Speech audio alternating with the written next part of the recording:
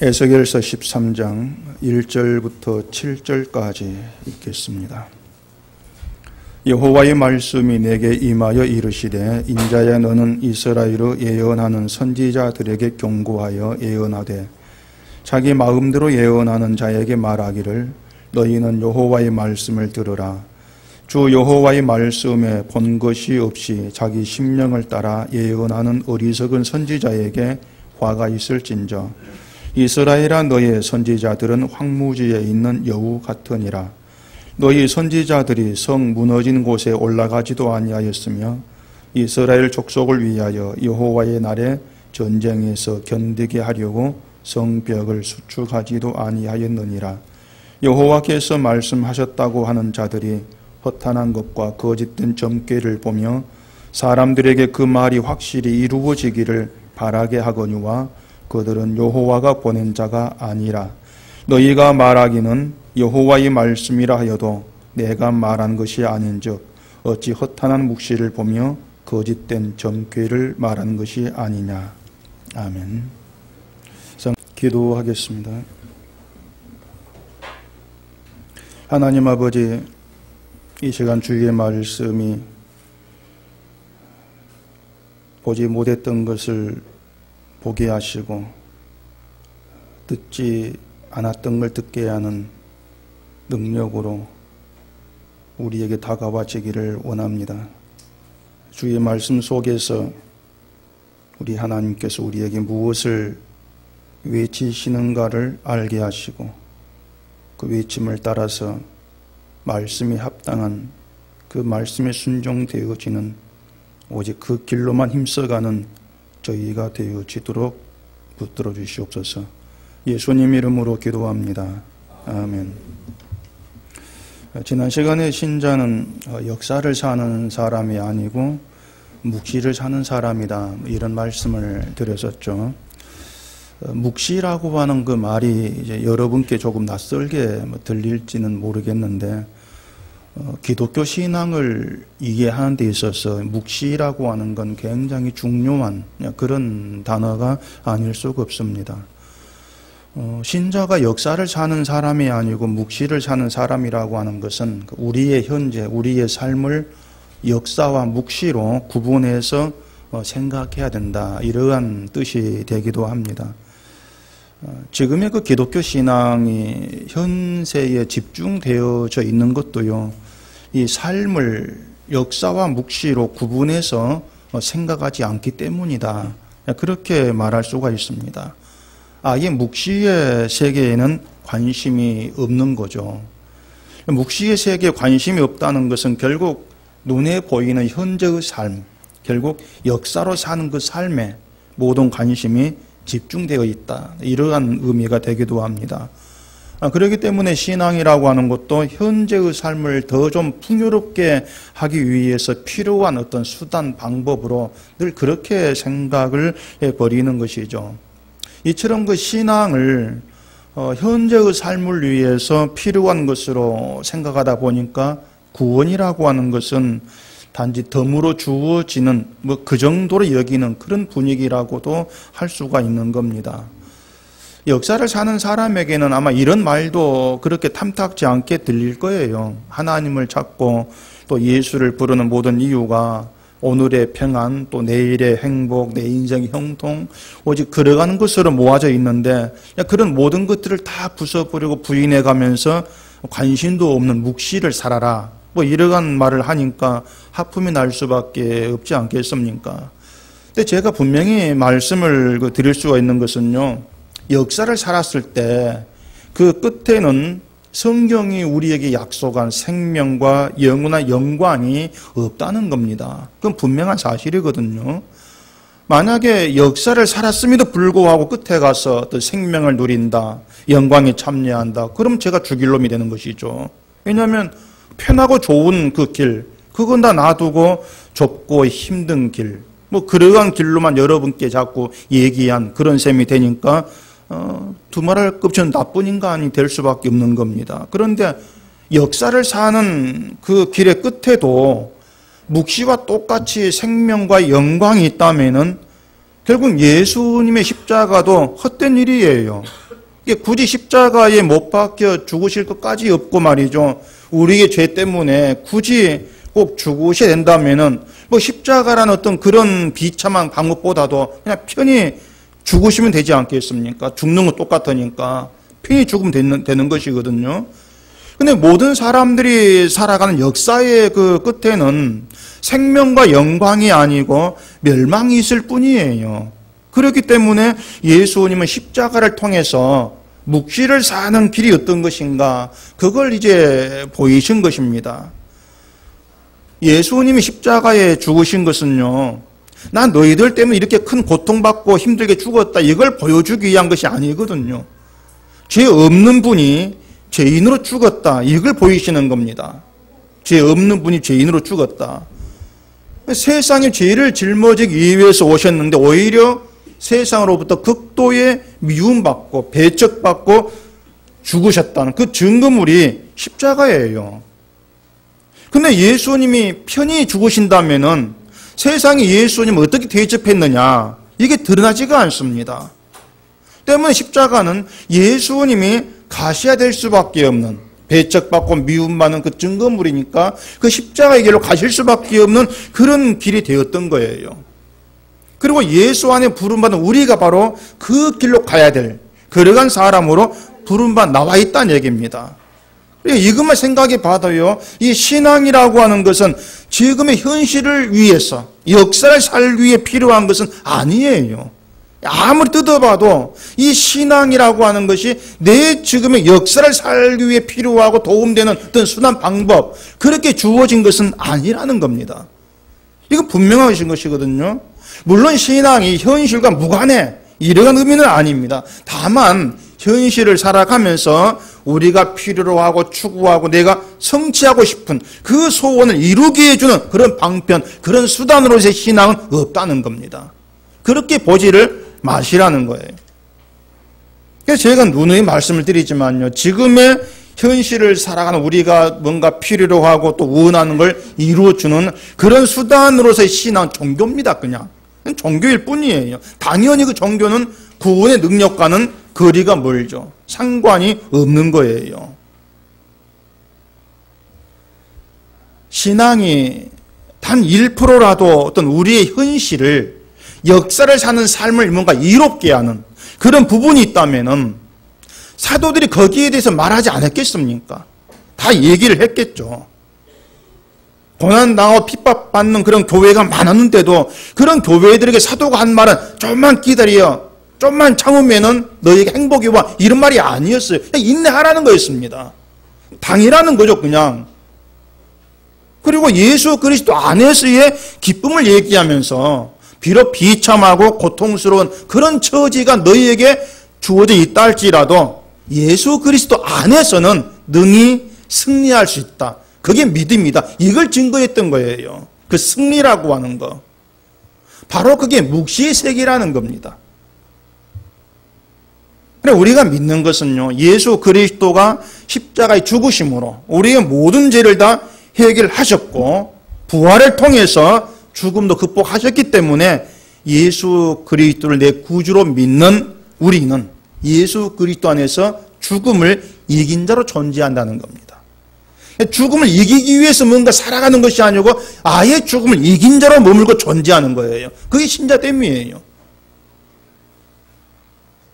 인간에게 있어서 이 죄의 문제 해결되고 죽음의 문제가 해결되었다는 것, 죽음이 극복되었다는 것, 이건 굉장한 의미입니다.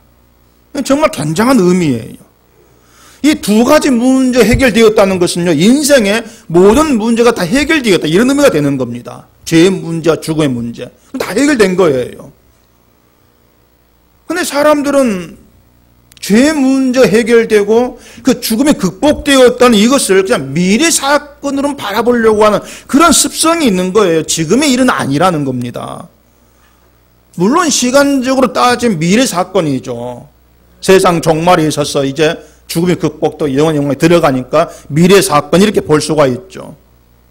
그래서 미래의 일은 그때가 생각을 하고 지금은 현재 인생, 지금 내 인생을 즐겁고 행복하게 사는 게 중요한 것이야. 이런 생각들을 많이 하지 않습니까? 근데 여러분 엄밀히 말하면요, 현재라고 하는 거 없는 겁니다. 현재가 어디에 있습니까? 모든 건 다 지나고 있지 않습니까? 지금도 시간 다 지나고 있는 거예요. 계속 지나고 있는 겁니다. 이런 점에서 우리에게 중요한 것은 영원히 존재하는 참된 하나님의 나라예요. 그게 중요한 거예요. 그 하나님의 나라는 부활과 승리의 나라입니다. 예수 그리스도의 죽으심과 부활로 인해서 우리의 부활 또한 이미 성취되어 있는 그 나라가 하나님의 나라예요. 이미 성취되어 있는 것이죠. 성취되었다고 하는 것은 내가 지금 부활했었던 이런 의미가 아니고 번복되지 않고 포기되지 않고 취소되지 아니한다는 겁니다. 반드시 되어질 그 일이죠. 이미 성취 안에 들어가 있는 거예요.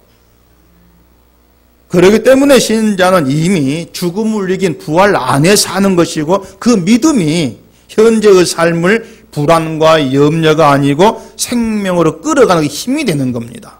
능력이 되는 거죠. 그게 묵시를 산다. 그렇게 설명이 되어지는 거예요. 희한한 것은요, 이 성경 보면 묵시라는 말이 구약에만 나옵니다. 신약에는 묵시란 말이 나오지가 않아요. 그래서 이 묵시란 용어는 구약적 용어라고도 할 수가 있는데, 자, 이 신약에서 묵시라는 말이 나오지 않는 이유가 뭐겠습니까? 왜 묵시란 단어가 신약에 나오지 않겠습니까? 왜 그럴까요? 예수님 때문이죠. 이제 다 박사 다 됐네요. 예수님 때문이거든요. 그러니까 예수 그리스도가 오심으로 인해서 묵시가 성취가 되었거든요. 하나님 모든 예언이. 그렇기 때문에 신약에서의 묵시는 예수 그리스도 세계예요. 따로 있는 것이 아니고. 그렇기 때문에 신약에서는 묵시란 말이 따로 필요치가 않은 겁니다. 예수 그리스도 안에서 부활과 승리를 믿는 그 믿음으로 살아가는 것, 그게 묵시를 사는 것이기 때문에 예수님이 곧 묵시거든요. 그러니 다른 용어가 다시 필요치가 않는 거예요. 그러니 신자가 예수 안에서 예수를 믿는 데 산다는 것이 얼마나 굉장한 일이냐 그 말입니다. 그걸 우리가 놓치고 실감하지 못하고 있을 뿐이지, 그 예수 그리스도 안에 사는 삶이 별것 아닌 그런 삶이 되는 건 아니에요. 굉장한 삶이란 얘기입니다. 제대로만 우리가 누린다면. 근데 신자가 또 한편으로 묵시를 산다고 해서 중요한 건 현재를 아무렇게 사는 게 아니란 얘기입니다. 내게 묵시가 있어. 나에겐 영광이 나가 있으니까 현재 따지고 뭐 되는 대로 살면 돼. 그게 아닌 거예요. 다만 묵시를 사는 사람에게 현재의 삶은 예수 그리스도 안에서 완성되어 있는 부활과 승리의 기쁨을 나타내는, 그걸 증거하는 그러한 방향으로 나아가는 게 묵시를 살아간 신자의 현재다 그 말입니다. 영원한 생명이 예수 그리스도 안에서 이미 성취되어 있다. 이걸 믿는 자로 살기 때문에 현재의 것에 대해서는 남들보다 적어도 아쉬워하지를 않는 거죠. 묵시 안에서 오히려 나에게 성취되어 있는 것을 나누고 누리고 자랑하는 그러한 자로 나타나게 되는 거예요. 그게 신자죠. 바로 이것이 묵시가 현재를 끌어가는 삶이다. 그렇게 할 수가 있는 겁니다. 제가 좀 장황하게 말로 설명을 해드렸는데 이게 여러분의 마음에 뭐 얼마큼 깊이 있게 다가갈지는 제가 모르겠습니다. 그런데 따분한 말로 여기고 흘려듣지 마시고요. 이 묵시로 산다고 하는 그 신자의 삶에 대해서 좀 깊이 생각을 해보세요. 현재가 아니고 역사가 아니고 묵시를 살아간다. 예수 안에서. 그게 무슨 의미인가? 우리가 그 현실을 살아가는 걸 보면은요, 항상 작고 사소한 그런 일로 인해 흔들리는 경우가 참 많지 않습니까? 늘 우리의 어떤 그 마음이나 삶이라는 것이 아무것도 아니고 흔들리거든요. 그럴 때마다 내가 무엇을 생각지 못하고 놓치고 있는가, 이걸 생각하시면서 예수 그리스도 안에서 이미 모든 것이 완성되어 있는 그런 삶을 산다는 그 놀라운 삶에 대해서 알아가는 것, 늘 그걸 배워가는 것, 그게 여러분께 참 중요하다. 그래 말씀드릴 수가 있는 겁니다. 이처럼 신자는 묵시를 사는 사람인데 오늘 본문에 허탄한 묵시가 등장합니다. 허탄한 묵시, 한마디로 말해서 묵시를 위장한 유사품이죠. 허탄한 묵시가. 그 허탄한 묵시로 사람들을 속이고 생명이 아닌 다른 길로 끌어가는 선지자가 이제 존재하고 있는 거예요. 6절에 보시면요, 여호와께서 말씀하셨다고 하는 자들이 허탄한 것과 거짓된 점괘를 보며 사람들에게 그 말이 확실히 이루어지기를 바라게 하거니와 그들은 여호와가 보낸 자가 아니라 이래야 합니다. 막 내 말은 여호와께서 말씀한 거야 막 그리하면서 하나님 말씀을 전하는 선지자가 많이 있는데 그들이 보는 것은 참된 묵시가 아니고 허탄한 것이고 허탄한 묵시고 거짓된 점괘 지나지를 않더라 그겁니다. 그래서 그들은 여호와가 본 자가 아니다. 그런 점. 또 7절에 보면은 너희가 말하기는 여호와의 말씀이라 하여도 내가 말한 것이 아닌즉 어찌 허탄한 묵시를 보며 거짓된 점괘를 말한 것이 아니냐. 우리가 들을 때는 야 저게 하나님 말씀이야 이리 들리는데 근데 하나님께서는 야 그건 내가 말한 게 아니야. 그 말을 하나님께서 부인하고 있는 거죠. 선지자가 내 말이 하나님 말씀이다 하면서 그 말을 전하고 있는데 실제로는 여호와가 말한 것이 아니더란 얘기입니다. 그러니 허탄한 묵시죠. 하나님께서 말씀한 게 아니니까. 그 허탄한 묵시를 오면서 거짓 점괘를 말하는 거 그게 그 당시에 어리석은 선지자였어요. 이처럼 허탄한 묵시를 말하는 선지자가 어떤 사람들인가 하면은 2절에 보면은 예언을 하되 자기 마음대로 예언을 해요. 자기 마음대로.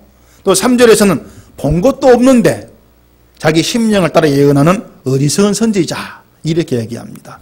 본 것도 없이 자기 심령을 따라서 나의 마음 내키는 대로 막 얘기를 하는 거죠.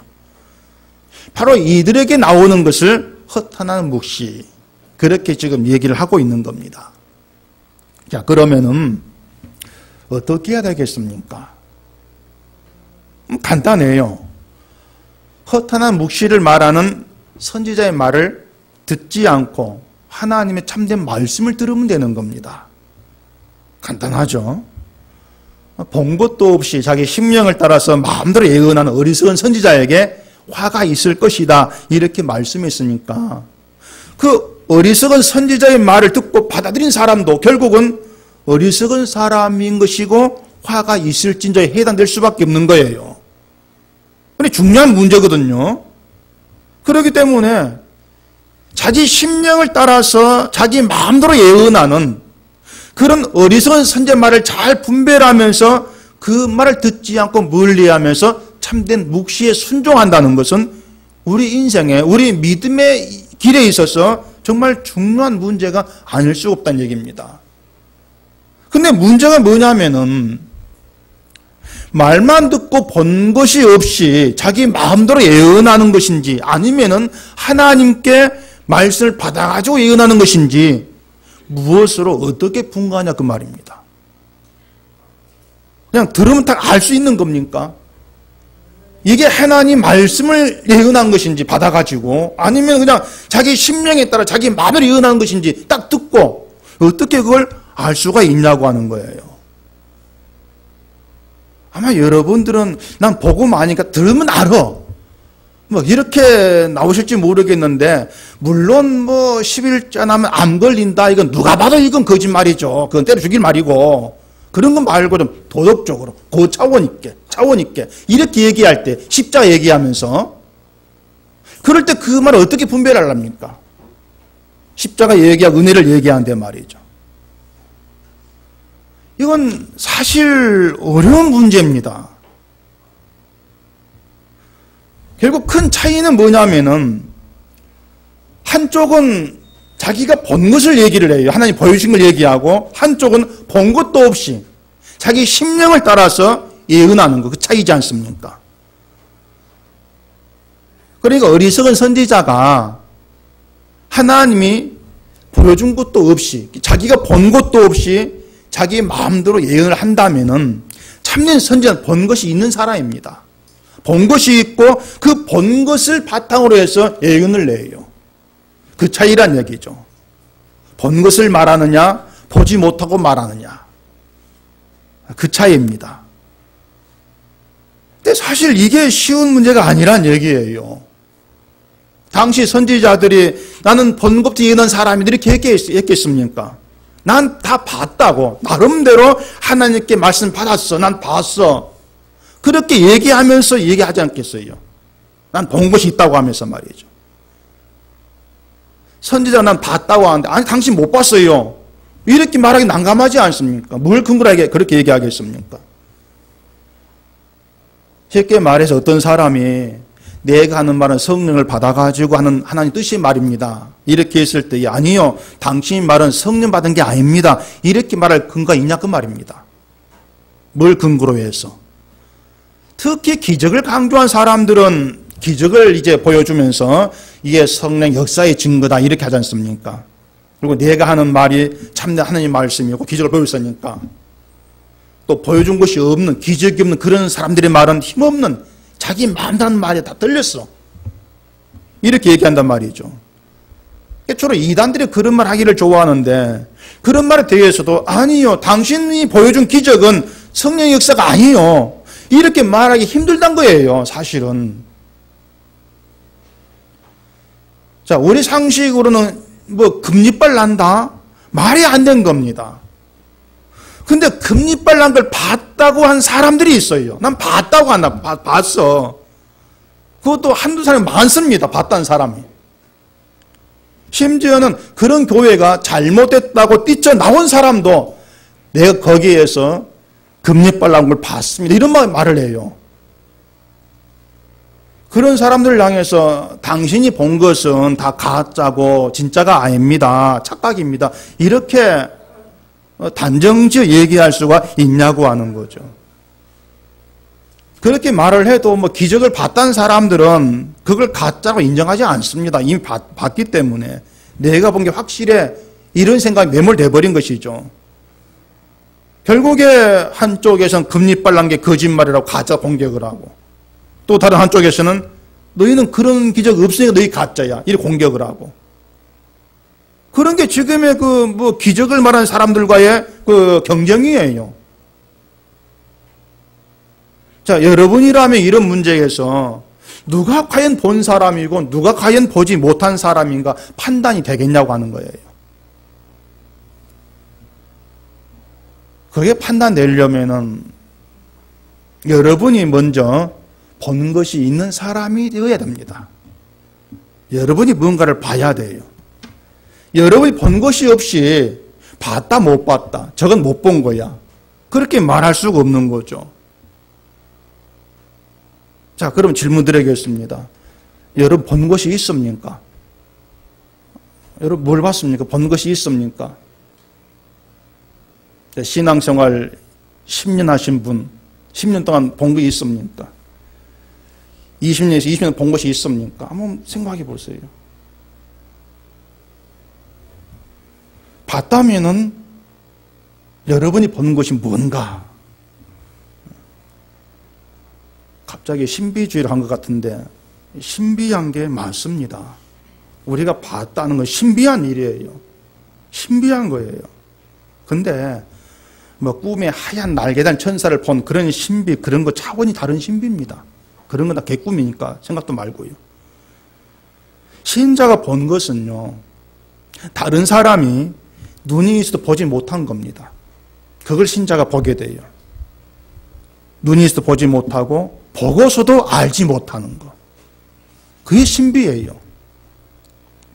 그 산삼을 캐러 다니는 그 신만이들이 주로 하는 말이 뭐냐면 그 산삼은 산신령이 보여줘야 본다 이런 말을 합니다. 보여줘야 돼. 계시를 받아야 돼. 산신령이 보여주지 않으면은 산삼 보고서는 지나친다 그러죠. 뭐 그런 말이 듣지 않습니까? 산삼을 만나고 산삼을 캐는 것이 그만큼 어렵고 귀한 일이고 신비로운 일이다. 그걸 높이기 위해서 한 말이겠지만은 신자가 하나님이 보여주시는 것을 본다는 것은 성령이 아니면 안 돼요. 그걸 먼저 아셔야 돼요. 그래서 선지자가 본 것이 있다면 그것은 하나님이 보여줬기 때문에 보게 되는 겁니다. 자, 그러면은 본 것이 뭐냐? 복잡하게 생각할 거 없이 에스겔 오늘 성경에서 하나님이 보여주신 것을 보고 말하는 그 사람을 추적해 가면 되는 겁니다. 그 사람 있죠? 누굽니까? 에스겔이죠. 자, 에스겔 얘기 다시 해보십시다. 하나님께서 바벨론에 이제 포로로 끌려가가지고 자기 집에 있는 에스겔을 들어서 예루살렘 성전에 데려와가지고 보여주시는 것이 있습니다. 보게 해요. 그게 뭐였습니까? 우상이었죠. 우상을 봤어요. 에스겔에게 눈을 들어 북쪽을 보라. 그러니까 봐요. 거기에 뭐가 있었습니까? 질투의 우상이 가득합니다. 그걸 봤어요. 또 담을 헐라 하셔가지고 담 안쪽에 있는 그 방을 보여주시는데 그 방이 어떻게 되어 있습니까? 사방벽에 각양 곤충과 짐승 그런 우상 그림으로 가득해요. 거기에서 장로 칠신 뭐 하고 있었습니까? 손에 향료를 들고 우상에게 경배하고 있었죠. 그걸 보여줬지 않습니까? 또 에스겔을 성전 안뜰로 데려가셔가지고 보여주신 것이 있습니다. 거기에서는 25명의 사람들 제사장으로 추정된다겠죠. 그 25명의 제사장들이 동쪽 태양에게 예비를 하고 있는 그 장면을 보게 합니다. 그런 것이 하나님이 에스겔에게 보여준 것이었어요. 하나님이 에스겔에게 막 근이빨 나고 뭐 팔이 길어지고 뭐 하늘에서 금가루 떨어지고 그런 기적 보이신 게 아닙니다. 사람들은 저마다 그런 걸 좀 보고 싶어 하지만은 그처럼 신기한 사람을 보고 싶어 하는 것이 허탄에 빠져 있는 거예요. 딴 게 아니에요. 이런 사람들은 그 기적 눈에 보이는 거기에 자꾸 매몰린 사람들은 내가 보고 싶은 것만 보려고 하고 듣고 싶은 것만 들으려고 하는 그런 사람들이기 때문에 하나님이 보여주신 거 안 봅니다. 하나님 말씀하신 거 안 들어요. 아예 눈 닫고 귀 막고 있습니다. 이런 사람들이 허탄한 묵시에 빠지고 따른단 말이죠. 자, 다시 보십시다. 하나님이 에스겔에게 보여주신 게 뭔지 이것부터 분명히 하셔야 돼요. 참된 선지자와 어리석인 선지자 사이는 여기서 출발하기 때문에 분명히 짚고 넘어가야 합니다. 보여주신 거, 본 거, 그게 뭐냐고 하는 거죠. 에스겔이 보여주신 거 한마디로 말해서 이스라엘이 성전서 행하고 있던 가증한 일입니다. 그걸 보이셨어요. 그리고 그 가증한 일로 인해서 하나님이 성전에서 떠나시고 예루살렘에는 하나님 심판 임할 것임을 보였지 않습니까? 이처럼 에스겔에게 보여주신 것이 이스라엘이 행한 가증한 일을 보이셨고 또 다음에는 에스겔을 세워가지고 이스라엘에게 보이신 것이 있죠. 뭐였습니까? 에스겔을 세워서 보이신 거. 포로 행장을 꾸리게 하셔가지고 보이신 거지 않습니까?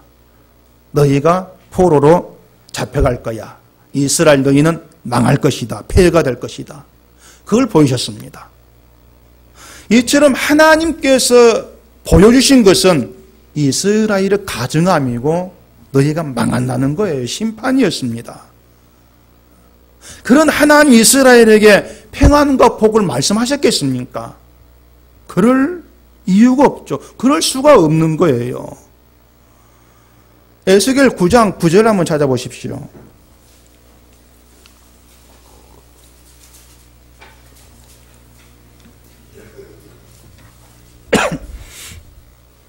에스겔 9장 9절 보시면은 그가 내게 이르시되 이스라엘과 유다 족속의 죄악이 심히 중하여 그 땅에 피가 가득하며 그 성읍의 불법이 찼나니 이는 그들이 이르기를 여호와께서 이 땅을 버리셨으며 여호와께서 보지 아니하신다 함이라. 그렇게 말합니다. 하나님이 이스라엘 땅을 버리셨고 여호와께서 이스라엘을 보지 않는다. 그 말씀이죠. 단절 관계. 그걸 지금 말씀하고 있는 거예요. 자, 그러면은 이것을 보고 들은 사람들이라 이스라엘 어떻게 반응을 해야 되겠냐 그 말입니다. 지금 하나님은 너희의 죄가 중하다. 너희의 땅에 피가 가득하다. 내가 너희를 안 볼 거야. 이제는 끝났어. 이렇게 말씀하고 있다면은 우리들이야말로 하나님께 심판을 받아야 될 악한 존재구나. 그걸 깨닫는 길로 가야 되죠. 그게 말씀인의 반응이죠. 애통해하면서 회개하는 거. 그게 마땅한 반응이란 얘기입니다. 그게 진짜 묵시예요. 그것이 말씀에. 근데 선지자가 그 에스겔이 본 것을 보지를 못했어요. 어떻게 되겠습니까? 보지를 못했다면은 이스라엘의 가증함, 하나님의 진노, 그걸 알지를 못하는 거죠. 그걸 안 보는 거예요. 그렇기 때문에 여전히 자신들이 하나님 백성이 착각에 빠져 있는 거죠. 심판을 못 보고 진노를 못 보니까 우리가 하나님 백성이야. 그 착각에 빠져있기 때문에 어떤 말이 나옵니까? 평안과 복을 비는 거. 그런 말이 나와질 수밖에 없는 거예요. 자기를 못 보니까. 그 백성이 늘 원하는 것은 그 이스라엘 자기들 평안이 복이니까 결국은 그들 마음을 따라 자기 마음대로 자기 심령을 따라서 백성이 원한 대로 평안과 복을 빌면서 하나님의 예언이다 말씀이다 그렇게 가르쳐 버리는 겁니다. 근데 하나님 말씀은 내가 이런 사람을 선지자로 세운 적이 없고 이스라엘 너희에게 보낸 적도 없다 그렇게 말씀을 하죠. 결국 너희가 진노 아래 있는데 가증한 일을 행하고 있는데 그런 너희에게 평안과 복을 선포하라고 보낸 사람이 없다는 거예요. 하나님 쪽에서. 전혀 없다는 것입니다. 결국 그 어리석은 선지자들이 이스라엘을 향해서 친 점괘가 뭐냐면은 하나님이 평안하게 하실 것이 복종하기 점괘였습니다. 점치는 거였죠. 허탄한 묵시를 보는 사람이 말한 점괘. 그 뒤에 10절에 보면요. 이렇게 칠 것은 그들이 내 백성을 유혹하여 평강이 없으나 평강이 있다 함이라. 거짓 점괘죠. 평강이 없는 데 있다고 하는 거. 어떤 사람이 담을 쌓을 때 그들이 해치를 한다. 이스라엘에 평강이 없는데 그게 이스라엘 주지 현실이에요. 그게 현실인데 이 본 것이 없는 선지자들은 평강이 있다고 외치는 겁니다. 근데 본 것이 있는 에스겔이 뭐라 했습니까? 평강 외치는 아니지 않습니까? 심판 외쳤어요. 본 것이 있으니까. 이 거짓 점괘라고 하는 것은요, 마치 점쟁이가 당장 1시간 후에 교통사고로 죽을 사람을 향해서 야, 당신 백삭이 장수합니다. 똑같은 겁니다. 거짓 점괘지 않습니까? 근데 이스라엘을 향해서 그 평안과 복을 비는 게 그거예요. 하나님 심판으로 인해서 당장 지금 폐허가 되고 흩어지고 멸망당할 그런 아래에 있는데 평안을 빈다는 거. 곧 죽을 사람한테 장수합니다. 재물운이 있습니다. 똑같지 않습니까? 거짓 점괘거든요. 에스겔 8장 12절 보십시오.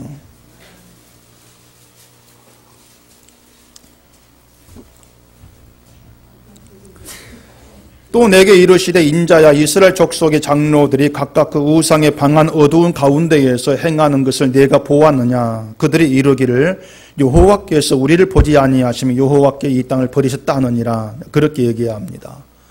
자, 아까 얘기한 대로 손에 향로를 들고 우상 경배하고 온 장로들이 70명이에요. 자그마치 70명입니다. 그런데 그들이 하나같이 말하기를 여호와께서 우리를 보지 않고 이 땅을 버리셨다. 그런 말을 하더란 얘기입니다. 그게 뭔가 하면은 여호와가 우리를 안 돌아봐. 그거예요. 결국은 우리를 도와줄 신을 찾는다는 그게 우상을 섬기는 게 날 도와줄 신을 찾겠다. 결국 어느 한 사람도 어느 한 장로도 하나님이 누구신가 제대로 알지를 못하고 있는 겁니다. 오로지 자기들을 잘 살게 해주면 되는 그런 신을 원하고 찾고 있는 거예요. 똘똘 뭉쳐가지고. 바로 그런 그 이스라엘 가증한 그 형편이 오늘 우리가 처한 형편과 다르다고 할 수가 있겠냐고 하는 거죠. 똑같은 겁니다. 지금하고. 다르지가 않아요. 결국에 평안만을 외치고 복을 외치는 그 모든 것이 뭔가 하면 본 것도 없이 본 곳이 없이 자기 마음대로 자기 심령을 따라서 외치는 허탄한 묵시다. 거짓된 점괘다. 그렇게 얘기를 하죠. 평안을 말하고 복을 말한다고 해서 우리 인생의 평안과 복으로 가득한 그런 삶으로 살아가지는 게 아닙니다. 만약에 목사가 서가지고 평안을 외치고 복을 외치면 여러분 삶이다 그런 평안 바뀐다면 제가 얘기하겠어요. 평안이 어떨지 얼마나 좋습니까? 근데 그렇지가 않아. 그냥 듣기 좋은 말이지 않습니까? 근데 사람들은 그 말 들으면서 그 말이 나에게 확실히 이루어지기를 바라는 거예요. 그 6절 다시 보면 그렇게 얘기합니다. 여호와께서 말씀하셨다고 하는 자들이 허탄한 것과 거짓된 점괘를 보면 사람들에게 그 말이 확실히 이루어지기를 바라게 하거니와 이렇게 얘기합니다. 허탄한 묵시와 거짓된 점괘 특징은 사람들로 하여금 그 말이 나에게 확실하게 이루어지기를 바라게 만드는 거예요. 그게 허탄한 묵시의 특징입니다. 왜 그게 당연할 수밖에 없냐면은 사람들이 원하는 걸 약속하는 것이 허탄한 묵시거든요. 그게 거짓 점괘지 않습니까? 사람이 원하는 걸 약속을 해줘요. 그러니 그게 그대로 이루어지기를 바랄 수밖에 없는 거예요. 자, 그럼 여러분 생각해 보세요. 하나님 말씀도 과연 사람들이 확실히 이루어지기를 바라게 하는 말씀이겠습니까? 하나님 말씀도 정말 그 말씀이 내게 확실히 이루어졌으면 그런 열망을 일으켜낼 만한 그런 말씀이겠냐고 하는 거예요. 여러분이 성경 보시면서 정말 하나님 말씀 중에 나에게 확실하게 이루어지기를 바라게 하는 그런 말씀이 여러분 있습니까? 제가 보는 바로는 없습니다. 물론 성경을 제멋대로 받는 사람들은 네가 잘되고 장수하리라 어떤 이런 말씀을 생각하면서 야 이게 내 그대로 되었으면 뭐 그런 생각을 하겠지만은 말씀의 참된 뜻은 그런 게 아니거든요. 성경의 정말 참된 중심의 뜻은 우리가 예수께 붙들리게 되어지고 십자가로 가는 겁니다. 좁은 길로 고난을 짊어지고 가는 거예요. 그게 주의 말씀이었지 않습니까? 나를 부인되면서 말이죠. 근데 그처럼 사도 바울과 같이 그런 고난과 그런 엄청난 힘든 그게 복음의 길이라고 했을 때 정말 그 길이 나에게 확실하게 이루어졌으면 그런 바람으로 우리가 말씀 앞에 나오느냐? 아니죠. 우리 본래 마음으로는 하나님은 그런 말씀 덮어버리고 싶은 것입니다. 다 덮어버리고 내 권한 말씀 다시 새롭게 만들어졌으면 그게 우리의 솔직한 마음일 거예요. 하나님이 에스겔에게 보여준 이스라엘의 가증함, 심판 아래에 있는 그 형편, 그 모든 것은 오늘 우리 형편을 말하고 있습니다. 우리의 모습을 보여준 거예요. 다시 말해서 하나님은 말씀을 가지고 정말 쉬지 않고 내 형편을 보이고 계시는 겁니다. 펼쳐서 보게 하시는 것이죠. 우리가 하나님 앞에서 정말로 가증한 존재고 하나님의 진노 아래서 심판을 받아야 될 패역한 족속에 지나지 아니한다. 그걸 늘 드러내면서 보게 하십니다. 그걸 보지 못한 사람이 하는 말은 어리석은 선지자의 말에 지나지를 않습니다. 허탄한 묵시고 거짓된 점괘예요. 늘 평안, 늘 그런 얘기밖에 나와줄 게 없어요. 4절을 보면은 이런 사람 가리켜서 황무지는 여우 같다 이렇게 얘기합니다. 여기 황무지는 폐허가 된 이스라엘을 의미하는 것으로 이해할 수 있어요. 근데 황무지에서 여우가 하는 일이 뭐겠습니까? 황무지가 된 땅을 바라보면서 애통해 하겠으면 여우가 아니죠. 황무지가 됐든 말든 그 속에서 내 한 몸 건사할 굴을 찾아 헤맬 것이고 먹을 것 찾아 헤매는 거. 이게 전부예요. 그게 여우가 하는 일이에요. 결국 내 한 몸 챙기는 거죠. 그게 여우죠. 자기 마음대로 자기 심령을 따라 애근한 그것이 꼭 이런 황무지의 여우 같다 그 말입니다. 그 황무지의 그 형편, 그 상황, 인간이 어떤 처지에 빠져 있는지 하나님 앞에서 그걸 보지를 못하고 황무지인데 그 진노 아래 있는데 그저 내 살 것, 내 먹을 것, 내 챙길 것 찾아 헤매는 거. 그래서 평안을 외치는 거. 그게 황무지의 여우죠. 또 5절에 보면은 너희 선지자들이 성 무너진 곳에 올라가지도 아니하였으며 이스라엘 족속을 위하여 여호와의 날에 전쟁에 건드게 하려고 성벽을 수축하지도 아니하였느니라. 이스라엘은 역시 성이 무너진 것 같은 형편이란 말입니다. 선지자가 그런 이스라엘 형편을 봤다면은 성벽이 수축을 위해서 힘썼을 거예요. 다시 말해서 그들의 죄와 심판을 경고했을 거라는 얘기입니다. 형편을 봤으니까. 너희에게 죄가 이거다. 너희의 심판에 있을 수밖에 없다. 경고했을 거예요. 그런데 어리석은 선지자들은 이스라엘 형편에 대해서는 전혀 무관심입니다. 그래서 허탄한 묵시와 거짓된 점괘, 이것만 남발하면서 자기의 말을 따르게 하는, 거기에만 마음을 두었을 뿐이죠. 바로 이러한 것들이 본 것이 없는 자들이 자기 심령을 따라 자기 마음대로 예언하는 실상입니다. 그래서 본 것이 있는 선지자 말은 본질적으로 다를 수밖에 없어요. 이스라엘처럼 죄에 대한 어떤 책망, 심판, 경고 이게 안 나오는 것이죠. 왜? 사람도 기막고 떠나버리니까. 하나님께서 우리에게 보여주신 것은 우리 악함, 죄입니다. 우리가 하나님 앞에서 얼마나 패역한 존재인가를 늘 말씀을 통해서 열어서 보게 하지 않습니까? 그걸 본다면은 우리가 해야 되고 드려야 될 말은 평안과 복이 아닙니다. 그게 우리 처지에 맞는 게 아니에요. 악하고 패역한 존재인 우리가 먼저 드려야 될 말은 우리가 하나님의 진노에 붙들리는 존재라는 거, 심판에서 벗어날 수 없는 존재라는 거, 이게 들려야 되죠. 그리고 하나님의 불쌍히 여기심과 긍휼이 아니면 살 수 없다는 그 심령으로 하나님 보게 되면은 결국은 나 같은 자를 살리기 위해서 독생의 십자가에 죽게 하신 그 사랑과 은혜에 눈이 열리게 되는 거예요. 그 은혜가 크게 다가와지는 거예요. 이제 평안이 역사 속에 내 어떤 환경 평안이 아니고 나를 구원하신 그 하나님의 은혜와 사랑이 내게 평안이고 그게 복입니다. 달라지게 되어지는 것이죠. 그리고 그 평안과 복으로 살아가는 것, 그게 묵시로 살아가는 거예요. 저와 여러분들은요, 하나님의 이러한 은혜와 사랑 속에서 영원한 생명으로 완성되어 있습니다. 우리는. 이게 예수를 성취된 묵시예요. 패역한 존재였고 진노의 대상이었던 우리가 예수 그리스도 안에서 하늘에 속한 영광된 존재가 되었다는 것. 그 신분은 변하지가 않습니다. 이미 성취되어 있는 그 신분이에요. 그래서 남은 생에는 내 맘대로 살아라? 그건 아니란 얘기입니다. 늘 은혜와 사랑이 우리를 강권하면서 세상에서의 현실을 본 것이 없는 그런 사람과는 다르게 살게 하는 거죠.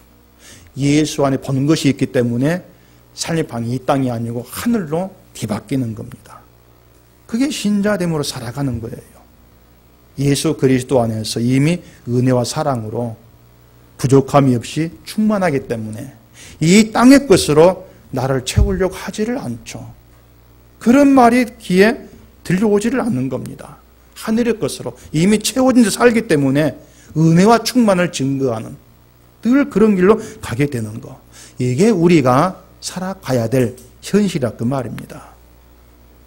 우리는 늘 땅의 것만 원하는 사람들이거든요.